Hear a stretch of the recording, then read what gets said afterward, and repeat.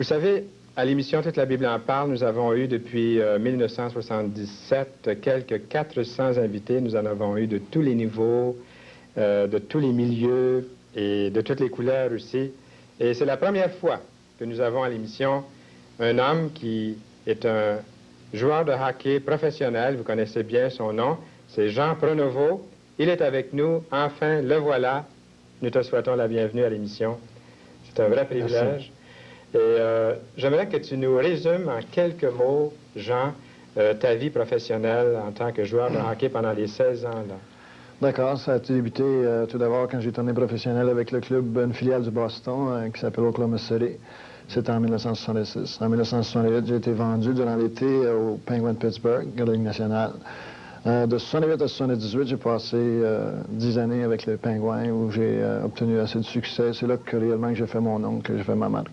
En 78, avec des frustrations qui se sont amenées durant ces 10 années-là, j'ai pensé que le gazon était peut-être plus vert ailleurs, alors j'ai demandé d'être échangé. En 78, ils m'ont esquissé à ma demande et ils m'ont échangé à Atlanta, les Flammes d'Atlanta, où je suis devenu chrétien, né de nouveau à Atlanta, en Géorgie. Ensuite, en 1980, j'ai été échangé au Capitol de Washington. Jean, je t'écoute, puis je me dis, sais-tu, je vais te dire franchement ce que j'ai pensé. Des fois, je regardais les joutes de hockey, puis je me disais, ces gens-là sont les derniers à vouloir devenir chrétiens. Un joueur de hockey qui est tellement pris avec la compétition. Je t'écoutais parler il y a un instant, tu parles d'être vendu, d'être échangé. C'est une vie qui est remplie d'activités. Comment fait-on pour même penser à Dieu dans un milieu pareil? Comment vivais-tu avant? Bien, faut admettre que mon Dieu, à moi, c'était ma carrière, c'était le hockey. Depuis que j'étais tout petit, d'ailleurs, que je voulais faire un joueur de hockey parce que mon background, où ce que je viens, mon grand frère était joueur de hockey. Il jouait avec les Red Wings de Détroit, avec les Maple Leafs de Toronto pour 20 ans, pendant 20 ans. Alors, mon Dieu et moi, était réellement le hockey. Quand j'ai été échangé à Atlanta, j'étais au courant qu'il y avait une certaine personne là, qui était née de nouveau. Et la première chose que j'ai dit à ma femme, reste loin d'eux autres. Nous autres, c'est des fanatiques. On n'a pas besoin de ça. On est correct. Mais... À Atlanta, tu as entendu parler de quelqu'un, un joueur de hockey professionnel, qui était né de nouveau. Il faut dire aussi que c'est tellement... en minorité, les joueurs de hockey qui sont nés de nouveau, c'est que quand tu n'entends parler d'un, c'est comme une traînée de poudre, ça va à travers la ligue. Alors, on avait entendu d'Ed Kia. Quand on a été échangé là, je savais que lui, il était né de nouveau. Puis la chose qu'il a faite, lui, ça faisait 4 ans qu'il était chez l'équipe d'Atlanta, qui était réellement un bon témoignage, là. Et ce qu'il faisait, c'est qu'il faisait des études de Bible dans sa maison. Alors, ils invitaient les nouveaux joueurs, ou les anciens joueurs. Et c'est comme ça, pour la première fois, que j'ai été exposé à la parole de Dieu. On la connaissait, on savait ce que la Bible était, mais jamais j'ai ouvert la Bible pour lire ce qu'elle contenait. Qu'est-ce que tu pensais de la Bible avant ta conversion au Seigneur Jésus-Christ? Bon, j'étais pas tellement ouvert à ça. J'étais, comme je te dis, j'étais concentré dans ma carrière à moi. Et je voulais rien d'autre que de jouer au hockey. Rien d'autre que ça. C'était réellement mon Dieu. Est-ce que c'est déjà arrivé, Jean, que tu étais en train de jouer sur la glace, puis il y avait peut-être eu un accident ou une bataille où on comptait des points, puis l'idée de Dieu te venait à l'esprit? Est-ce que c'est comme ça que ça s'est produit pour toi? Non, je pense pas. Durant le feu de l'action, on se concentre surtout à jouer au hockey, mais quand je suis devenu chrétien, tu réalises que Dieu a vraiment une empreinte sur toi, pas à cause de tes désirs qui ont été changés. Tu sais, quand on parle de nouvelle naissance, on parle d'un cœur nouveau. Alors, tes désirs, les choses qui te tenaient à cœur beaucoup avant, ils diminuent dans ton idée, dans tes désirs. Alors, je pense que quand Dieu te donne un nouveau cœur, il te donne aussi de nouveaux désirs, de lui plaire. Et même dans une carrière de hockey disons qu'on voit le hockey comme un sport qui est très physique, tu peux devenir à glorifier son nom, même à travers le hockey, par l'attitude que tu as, par l'attitude que tu démontres sur la patinoire et en dehors de la patinoire. Je pense que les gens regardent ta vie. Ça, c'est très intéressant ce que tu dis là. Et dans un instant, j'aimerais que tu nous parles justement de ces grandes transformations. Si tu peux nous expliquer comment Jean Pronovo, un joueur de hockey professionnel, est venu à ouvrir son cœur à Jésus-Christ, est venu à être attentif à la voix de Dieu. J'aimerais que que tu nous parles avec détail de ce qui s'est produit, comment tu es venu au Seigneur. On en connaît un petit peu. Tu as assisté à cette classe biblique, là. On a invité pour des réunions. Mais raconte-nous un peu comment ça s'est passé. Ben, disons que dans ta vie, il faut que tu réalises que tu as un besoin de Jésus-Christ pour l'accepter. Avant d'arriver à Atlanta, je ne cherchais pas Jésus-Christ. Ma femme, de son côté, était peut-être dans son insécurité. Moi, j'avais ce que je désirais. J'avais ma carrière, ça allait bien. Ma femme, avec tous les taux de divorce qui se passaient, elle vivait vraiment dans l'insécurité, quelque chose que je ne savais pas, que je n'étais pas au courant, parce qu'elle partage ça dans son témoignage. Est-ce que vous avez des enfants? Moi, j'ai 3 enfants, puis ma femme est enceinte encore, pour notre 4e. Félicitations, c'est la famille qui Mais ma famille, il y a réellement 2 parties de ma famille. C'est avant conversion et après conversion. Alors, tu nous en parles un peu, parce que là, j'aimerais que tu nous démêles tout ça. J'ai 2 grands-enfants. J'en ai un de 14, j'en ai un de 12, puis j'ai une petite fille qui va avoir 3 ans au mois de février.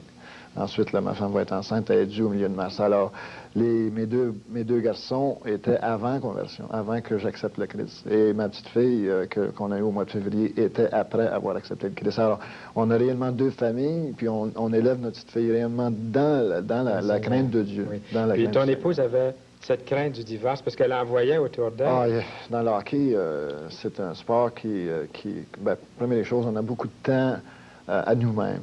Tu parlais des échanges, tu parlais des voyages, mais durant ces voyages-là, tu as beaucoup de temps à lire, tu as beaucoup de temps à faire bien des choses. Puis, alors, tu peux... moi, je profitais de ce temps-là pour dormir. Je n'étais pas intéressé aux choses spirituelles du tout, du tout. Mon épouse, quand on était arrivé à Atlanta, elle était exposée à la Bible. Elle est devenue chrétienne et de nouveau. Avant toi? Avant moi. Ah. Quand moi j'étais sur un voyage. Quand je suis revenu du voyage, elle me dit je suis devenu un nouveau-né chrétien. Vrai. Alors, je me suis dit, ben, si c'est bon pour toi, tant mieux. Alors, qu'est-ce qui est arrivé, c'est que Ed Kia, dans sa persévérance, nous a invités pour des études de Bible de couple. Et c'est là que réellement j'ai été exposé au plan du salut, au plan de Dieu pour l'homme, que je n'étais pas au courant. Je savais que Dieu existait, je croyais en Dieu, je croyais en Jésus-Christ, mais pas comme je le crois là. Je dis toujours dans mon témoignage que j'étais à 18 pouces de salut, que quand c'est parti de ma tête, c'est descendu dans mon cœur, c'est là que la transformation s'est faite. Alors, la nouvelle naissance, c'est pas des tas de connaissances, c'est un ouvrage que Dieu fait dans ton cœur. Il te donne des nouveaux désirs, un nouveau cœur, quoi. Et puis la crainte qu'avait ton épouse du divorce... C'est disparu. C'est disparu. Oui, parce que je dirais que le Seigneur a réellement ramené notre ménage, notre mariage au but que Dieu l'instituait. On a un amour qui est l'amour du Christ.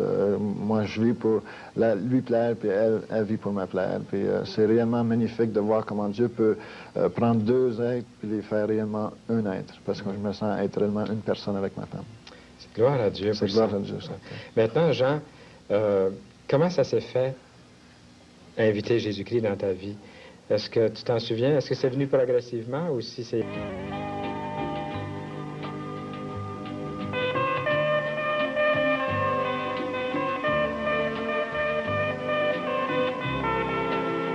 Je me rappelle qu'après que ma femme est devenue chrétienne, que faut que tu te souviennes vraiment que mon Dieu était là. Alors, quand Dieu veut t'avoir, il veut tout t'avoir. Il veut pas juste avoir 50%, il veut tout avoir. Alors, j'étais pas prêt à lui mettre mon hockey sur l'autel. Ça m'a pris tout, je dirais, du mois d'avril, mars, février, quand ma femme est venue chrétienne et de nouveau, du février jusqu'au mois d'avril, à la fin de la saison, que le Seigneur envoyait des événements, des personnes dans ma vie pour m'attirer, pour me montrer que, hey, faut que tu me montres réellement que tu veux avoir ça. T'sais. Il y a toujours un prix à payer. Que tu serves le diable ou que tu serves le Seigneur, il y a toujours un prix à payer.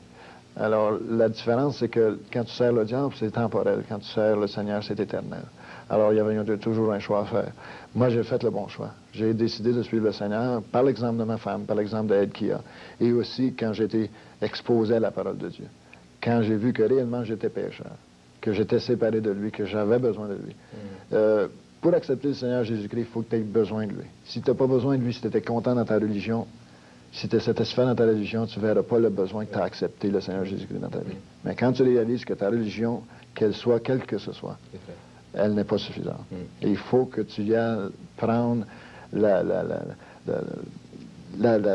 comment est-ce que je dirais ça en bon français, la sagesse et la droiture de Dieu. Il faut que tu t'arrières de sa droiture pour être présentable et acceptable à Dieu.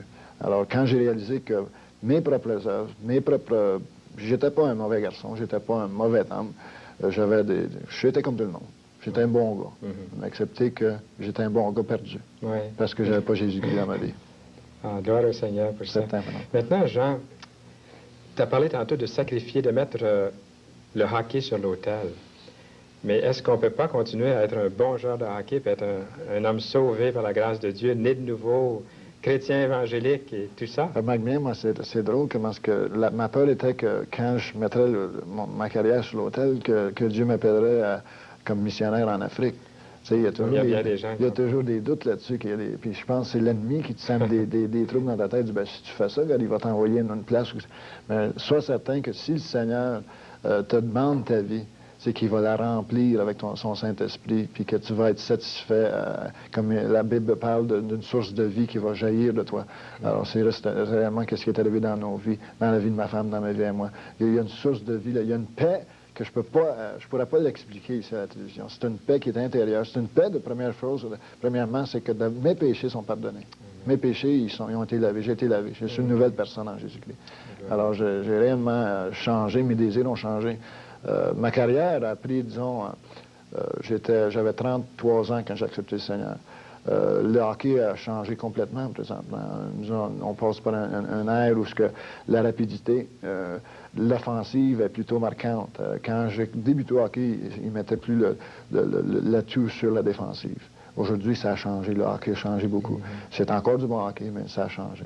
Alors, le montant d'années que tu joues dans le national est très restreint aujourd'hui. Une carrière nationale peut averager 5 ans. Ah oui. Mais c'est possible de faire carrière puis d'être un chrétien. Définitivement. Oui, définitivement. C'est ça que je veux dire. Il y en a, je dirais, dans la Ligue nationale présentement, il y a peut-être 20 joueurs qui sont chrétiens de nouveau. Qui ont un bon témoignage dans nationale. Comme je te dis, c'est l'attitude que tu as sur la glace.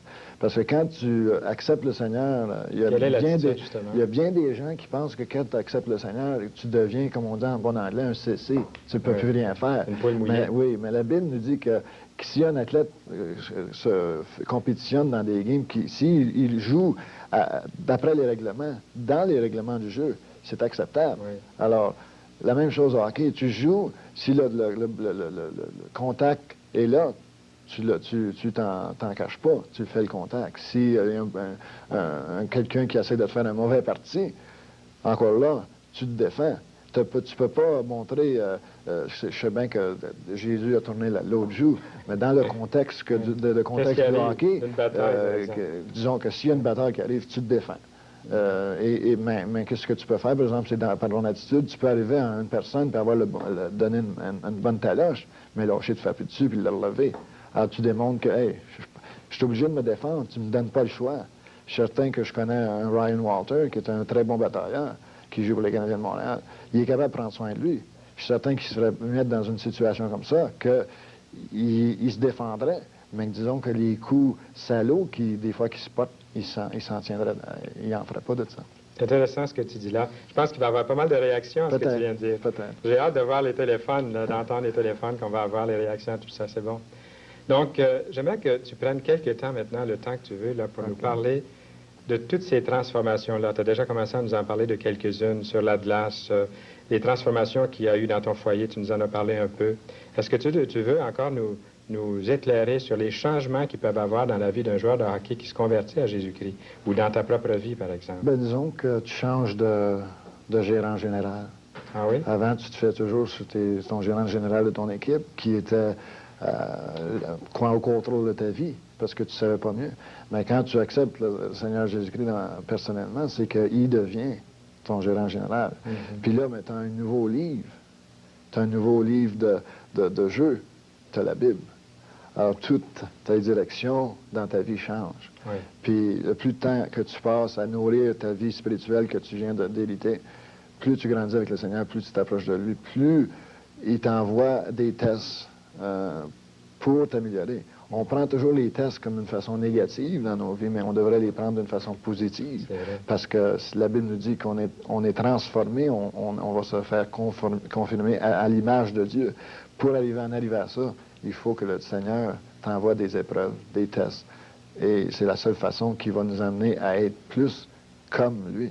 Et je comprends bien que c'est ce qu'il est en train de faire dans ta vie C'est aussi. justement que Tu fais partie d'une organisation qui s'appelle Hockey Ministries International. Oui, on n'a pas trouvé de nom français encore. Là. Le ministère du hockey international, ce serait le meilleur, le plus proche qu'on pourrait y aller. Ça fait 1 an que tu as laissé le hockey professionnel. Ça fait un petit peu plus d'1 an, oui. Un peu plus d'1 an, puis là, tu t'occupes de cette organisation. Est-ce que tu veux nous en parler pendant 1 minute, ce que c'est? Oui, ce que c'est, bien simplement, c'est des joueurs de hockey qui reach out, qui veulent chercher des joueurs de hockey. C'est par la grâce de Dieu que j'ai été sauvé. Et quand on est sauvé par la grâce de Dieu, il nous dit « Allez et faites des disciples des autres ». Alors, c'est ce que le commandement que j'ai pris dans Matthieu, qui dit « Allez et faites les disciples ». Alors, la grâce qu'il m'a donnée à moi, qui est gratuite, elle est offerte à toute la Ligue nationale. Elle n'était pas seulement offerte à Jean Pronovost, elle est offerte à tout le monde. Alors là, j'ai décidé, ou bien j'ai pas décidé, c'est que Dieu a travaillé dans mon cœur pour me donner vraiment un fardeau pour les joueurs de hockey, qu'ils soient amateurs ou professionnels. J'ai la vérité.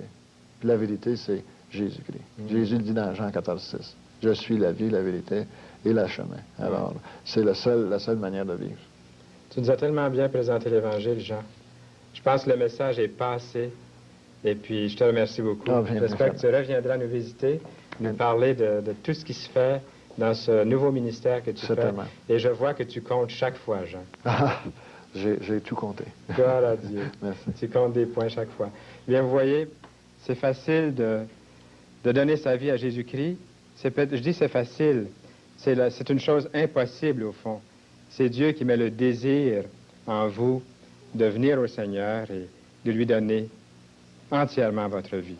Et il peut la transformer, comme il a fait pour Jean Pronovost, qui aime toujours, on voit que la carrière est attachée à son cœur, mais il a découvert un nouveau directeur général, comme il a dit, et c'est le Seigneur Jésus-Christ.